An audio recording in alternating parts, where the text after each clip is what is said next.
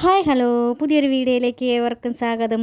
ഇന്ന് നമുക്ക് സദ്യ സ്പെഷ്യലൊക്കെ ആയിട്ട് ഉണ്ടാക്കുന്ന വെണ്ടയ്ക്ക കിച്ചടി ഉണ്ടാക്കിയെടുക്കാം. ഇപ്പോൾ അത് നമുക്ക് ഓണം വിഷു ഒക്കെ സമയങ്ങളിൽ ഉണ്ടാക്കിയെടുക്കാൻ പറ്റിയ ഒരു കൂട്ടം കറി കൂടിയാണ് കേട്ടോ ഈ വെണ്ടയ്ക്ക കിച്ചടി. അപ്പോൾ ഒരുപാട് വെണ്ടയ്ക്കൊന്നും നമുക്കതിന് ആവശ്യമില്ല. ഒരു 10-12 വെണ്ടയ്ക്ക ഉണ്ടെങ്കിൽ തന്നെ നമുക്ക് സിമ്പിളായിട്ട് ഈ കറി ഉണ്ടാക്കിയെടുക്കാം.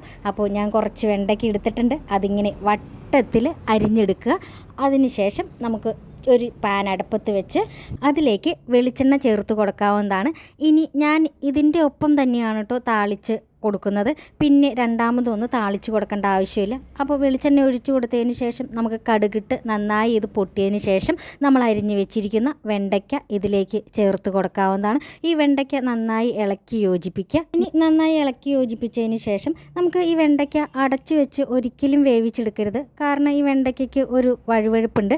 അപ്പോൾ അടച്ചു വെച്ച് കഴിഞ്ഞാൽ അതിൻ്റെ ആ വഴുവഴുപ്പ് അങ്ങനെ നിൽക്കുന്നതാണ്. ആ വെണ്ടയ്ക്കയ്ക്കുള്ള ആ ക്രിസ്പിനെസ്സൊക്കെ അങ്ങ് പോയി കിട്ടും. പിന്നെ ഇതിനകത്ത് നമ്മൾ വേറെ പൊടികളൊന്നും ചേർക്കുന്നില്ല. അതുകൊണ്ട് ഞാനിവിടെ 2-3 പച്ചമുളക് നീളത്തിലരിഞ്ഞത് ഇതിൻ്റെ ഒപ്പം ചേർത്ത് കൊടുക്കുന്നുണ്ട്. പിന്നെ കറിക്ക് ആവശ്യത്തിനുള്ള ഉപ്പും കൂടെ ചേർത്ത് നന്നായി ഒന്ന് ഇളക്കി യോജിപ്പിച്ച് കുറച്ച് നേരം ഇങ്ങനെ എണ്ണയിൽ കടന്നു കഴിഞ്ഞാൽ അതങ്ങനെ വറുത്ത് കിട്ടും. ഇനി ഇങ്ങനെ അടച്ചു വയ്ക്കാതെ ഇത് വെന്ത് കിട്ടുമോ എന്നുള്ള സംശയമൊന്നും വേണ്ട. അപ്പോൾ നന്നായി വെന്ത് കിട്ടുന്നതാണ്. വെണ്ടയ്ക്ക ഒന്ന് വാടി കിട്ടുമ്പോഴത്തേക്കും നമുക്ക് കറിക്ക് ആവശ്യത്തിനുള്ള തേങ്ങ ചിരണ്ടിയെടുത്ത് അതൊരു മിക്സിയുടെ ജാറിലിട്ട് കൊടുത്ത് നന്നായി ഒന്ന് അരച്ചെടുക്കണം. നല്ല വെണ്ണ പരുവം എന്നൊക്കെ പറയും പോലെ നന്നായി ഒന്ന് അരച്ചെടുത്ത് നമുക്ക് വെണ്ടയ്ക്ക നന്നായി ഒന്ന് വറുത്ത് വന്നാൽ അതിലേക്ക് ഈ തേങ്ങ അരച്ചത് ചേർത്ത് കൊടുക്കാവുന്നതാണ്. ഈ തേങ്ങ അരച്ചതും അതിൻ്റെ മിക്സിയുടെ ജാറോടം കഴുകി അല്പം വെള്ളം കൂടെ ചേർത്ത് ഞാൻ കൊടുക്കുന്നുണ്ട്. ഇനി അതിൻ്റെ ഒപ്പം തന്നെ നമുക്ക് തൈര് ചേർക്കണം. അപ്പോൾ ഞാൻ നല്ല കട്ടി തൈരാണ് കേട്ടോ എടുത്തിരിക്കുന്നത്.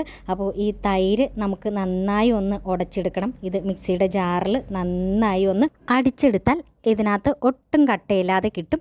ഇനി നമ്മുടെ തേങ്ങ ഒഴിച്ചു കൊടുത്തതൊക്കെ നന്നായി ഒന്ന് തിളയ്ക്കണം കേട്ടോ. അതൊന്ന് നന്നായി തിളച്ച് വന്നാൽ നമ്മൾ അടിച്ചു വെച്ചിരിക്കുന്ന തൈരും കൂടെ ചേർത്ത് കൊടുക്കാം. തൈരും കൂടെ ഒഴിച്ച് ഒന്ന് ഇളക്കി യോജിപ്പിച്ച് കഴിഞ്ഞ് പിന്നെ നമുക്ക് അപ്പോൾ തന്നെ സ്റ്റൗ ഓഫ് ചെയ്യാവുന്നതാണ്. ഒരുപാട് നേരം തൈരൊഴിച്ച് തിളപ്പിക്കേണ്ട കാര്യമില്ല. അപ്പോൾ വളരെ സിമ്പിളായിട്ട് നമുക്ക് ഉണ്ടാക്കിയെടുക്കാൻ പറ്റുന്ന ഒരു കറി കൂടിയാണ് കേട്ടോ ഈ വെണ്ടയ്ക്ക കിച്ചടി. തൈരോടെ ഒഴിച്ചു കൊടുത്ത് നമുക്ക് ഇതിലേക്ക് അല്പം കറിവേപ്പിലയും കൂടെ ചേർത്ത് കൊടുക്കാവുന്നതാണ്. ഈ കറിവേപ്പിലയോടെ ചേർത്ത് കൊടുക്കുമ്പോൾ ഒരു പ്രത്യേക വാസന ഉണ്ടാകുന്നതാണ് കേട്ടോ.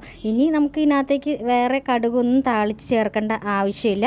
അല്ലാതെ തന്നെ നല്ല ഒരു രുചിയാണ്. ഇനി നമ്മൾ വറ്റൽമുളകൊക്കെ താളിച്ച് ചേർത്താൽ ഈ കറിയുടെ നിറം തന്നെ ഒന്ന് മാറിപ്പോകും. അപ്പോൾ നല്ല വൈറ്റായിട്ടുള്ള ഒരു കിച്ചടിയാണ് നമ്മൾ ഉണ്ടാക്കിയെടുക്കുന്നത്. വളരെ എളുപ്പത്തിൽ തന്നെ നമുക്ക് ഉണ്ടാക്കിയെടുക്കാൻ പറ്റുന്ന ഒരു കറിയാണ്. ഇതിൻ്റെ ഒപ്പം തന്നെ ഒരു പപ്പടം കൂടി പൊടിച്ചങ്ങ് ചോറ് കഴിച്ചാൽ ഇത് മാത്രം തന്നെ മതിയാകും. അപ്പോൾ എല്ലാവരും ഇതുപോലെ ഒന്ന് ഉണ്ടാക്കി നോക്കിയിട്ട് അഭിപ്രായം പറയുക. ഇനി പുതിയ വീഡിയോയുമായി വരുന്നത് വരെ എല്ലാവർക്കും ടാറ്റാ, ബൈ ബൈ.